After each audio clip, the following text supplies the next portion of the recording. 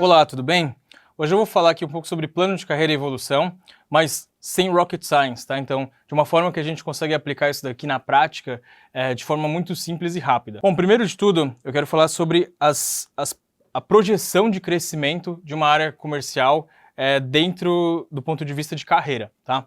Então, os principais benchmarks que eu tive para montar o plano de carreira da minha equipe comercial foram empresas dos Estados Unidos, né, do Vale do Silício, que eu pude fazer benchmark pessoalmente lá. Um dos grandes exemplos que eu tive foi a Salesforce e o HubSpot. Bom, falando um pouco sobre isso, qual foi um grande aprendizado, tá? É que vendas é uma área que você consegue trazer muita formação e você consegue criar uma lógica de evolução com base não só em atingimento de resultados. Tá? Então, eu vou dar alguns exemplos de como que você pode usar isso daqui e como que as empresas que estão no Vale mais utilizam essa sistemática aqui. Então, primeiro de tudo, pensa num cargo de entrada dentro da área comercial. O cargo de entrada dentro da área comercial geralmente é o SDR. Tá?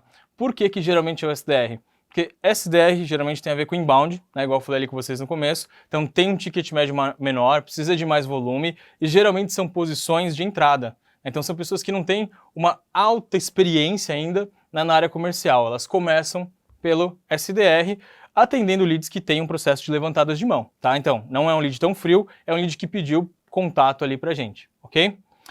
Bom, depois de SDR, o próximo passo de carreira dele costuma ser a posição de BDR, né? Ou seja, ele continua fazendo o processo de pré-qualificação, mas ele deixa, né, de atender os leads menores, né, deixa de atender os leads que fizeram o processo de levantada de mão e começa a prospectar empresas em um determinado perfil que gere mais resultado para a companhia do ponto de vista de ticket médio. Aí agora eu queria trazer só um insight muito bacana aqui, que fez muito sentido para mim construindo planos de carreira. Então olha só, uma das coisas que eu tive ali de grande aprendizado fazendo benchmark com essas empresas foram de que você pode associar duas lógicas aqui. Uma de crescimento, né, como plano de carreira, mas outra também de segurança do ponto de vista produtivo para a equipe. Então vamos supor o seguinte, olha só, em uma dessas empresas eu avaliei, a Salesforce me explicou ali exatamente como que era o modelo deles de avaliação do SDR para o BDR. E uma das variáveis ali que eles tinham era o seguinte, tá? Imagina que para um SDR ser promovido a BDR, não bastava ele bater as metas comerciais dele. Tá? Esse era um pré-requisito que ele tinha que bater ao longo de um período de tempo, mas um outro pré-requisito é que esse SDR cumprisse um mínimo de atividades todos os dias. Eu não lembro exatamente o número, tá? Mas eu acredito que eram entre 50 e 60 atividades. E eu lembro que eu perguntei ali pro diretor, eu falei, puxa, mas se o cara bater a meta assim, uns 3 meses e ele não atingiu o seu volume de atividades, ele não merece ser promovido mesmo assim? Ele me falou o seguinte, ele não vai ser mandado embora, obviamente, mas ele também não vai ser promovido.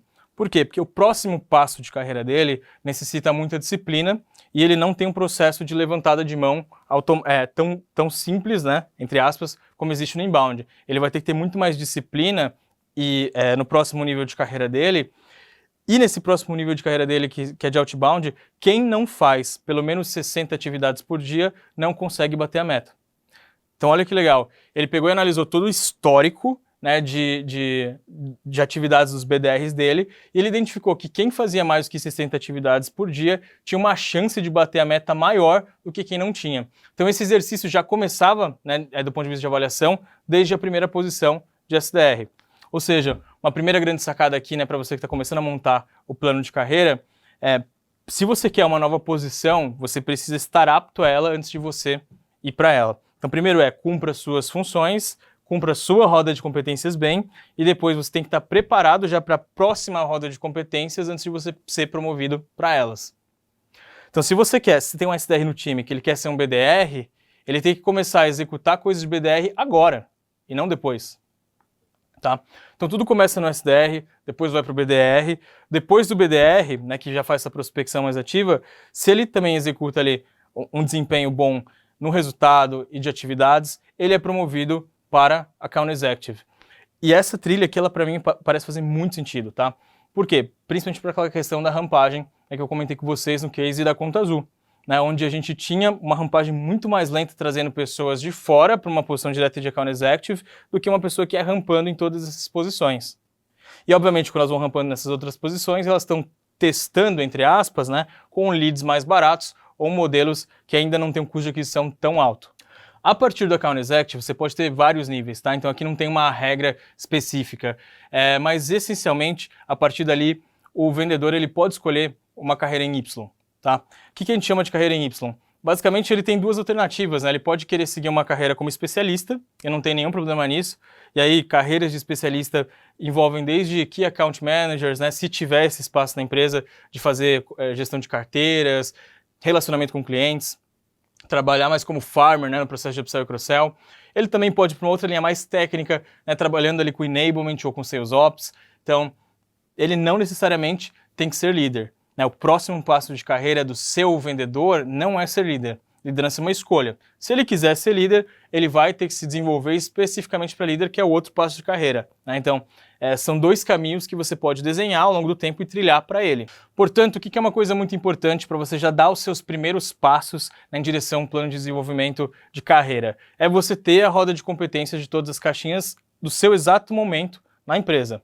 Então, se você tem um coordenador, você tem que ter a roda de competências dele. É importante, né, no médio e longo prazo, que você tenha a roda de competências do próximo nível. Porque se ele tem o objetivo de chegar num próximo nível de carreira, se ele quer virar um gerente, se ele quer virar um diretor, ele tem que começar a trabalhar desde já. Bom, dito isso, a roda de competência ela ajuda, como eu falei, no curto prazo, tá? No longo, você vai precisar de um processo, né, que obviamente acompanha a empresa de avaliação de desempenho. Mas eu também quero dar aqui alguns insights. Caso sua empresa não esteja realmente no momento de começar a fazer isso, mas você já esteja sofrendo, né, com relação a pessoas já há mais de um ano na empresa que não se sentem valorizadas ou coisas do tipo, por não ter o plano de carreira estruturado, eu vou mostrar para vocês aqui um gráfico, tá, que foi retirado ali do livro Gestão de Alta Performance. E eu gosto muito desse modelo, que ele basicamente ele trabalha um conceito de avaliação que você pode trabalhar, por exemplo, a cada 6 meses, né? Para ter um output relevante. Então, a cada 3 meses você pode fazer um checkpoint e a cada 6 meses você tem um output relevante. E a média que você tem de nota desses 2 trimestres, ela vai dar um conceito geral para o final. Então, como é que funciona? Se uma pessoa ali de vendas, por exemplo, ficou com um conceito de atende às expectativas, você vai lá e dá um aumento para ele, por exemplo, de 5%.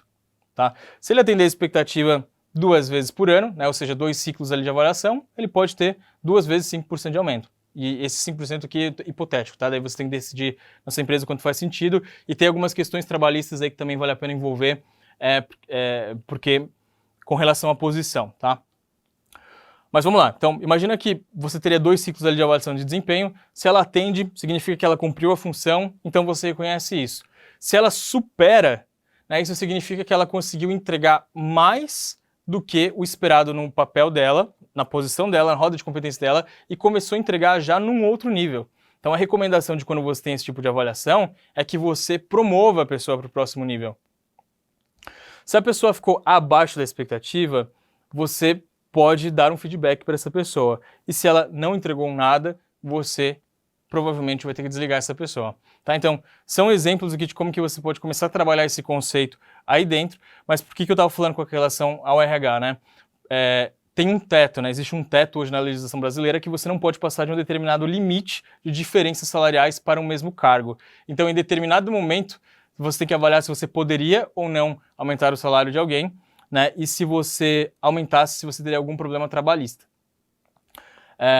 Se não tiver um RH, né, eu recomendo que você trabalhe mais com conceitos de promoção no curto prazo, né, do que efetivamente só aumento de salário. Bom, espero que eu tenha dado alguns insights aqui para vocês com relação a plano de carreira, mas principalmente numa perspectiva, né, de como que você pode desenhar as primeiras trilhas e as primeiras cadeiras e desenhando essa visão, né, do que poderia ser dentro da sua equipe o crescimento e desenvolvimento em Y. Existe bastante referência assim no mercado, principalmente no mercado americano, onde a carreira de vendas já é uma das mais consolidadas aí do mundo. Então, gaste bastante tempo aí pesquisando isso e fazendo benchmark com as empresas, que vai valer a pena.